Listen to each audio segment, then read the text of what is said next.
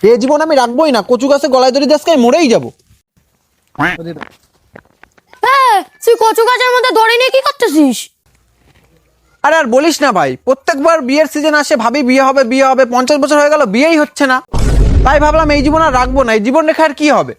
হে ভাই, তোর বিয়ে হচ্ছে না মানে গলায় দড়ি দিচ্ছিস? আমার সাথে চ, আমি তোর ত্রিকালদর্শী গেছু বউ আমার কাছে নিয়ে যাবো, তোর সব উপায় তোর বের করে তাই ত্রিকালদর্শী গেছো ঘুম বাবা? তাহলে চ দেখি উনি আমার কি উপায় বের করে দেয়।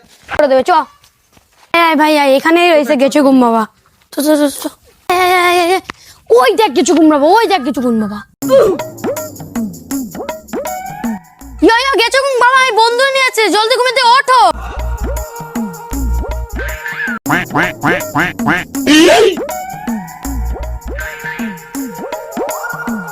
তোর বন্ধুর বিয়ে হচ্ছে না, এই সমস্যা তো। হ্যাঁ, কি করে জানলে তুমি? দাঁড়া, আমি একটু দেখছি আমার দিব্য চক্ষু দিয়ে। শোন, তোর বন্ধুর বিয়ের ফুল অনেক আগেই ফুটেছিল রে, কিন্তু সেই ফুল ছাগলে মুড়িয়ে খেয়ে নিয়েছে। এখন তোর বন্ধুর জন্য একটা উপায় আমি বাতলে দিচ্ছি। আমি এখন একটা জিনিস দেব, ওটা দিয়ে 3 দিন তোর বন্ধুর কপালটা ধুয়ে দিবি, ঠিক আছে?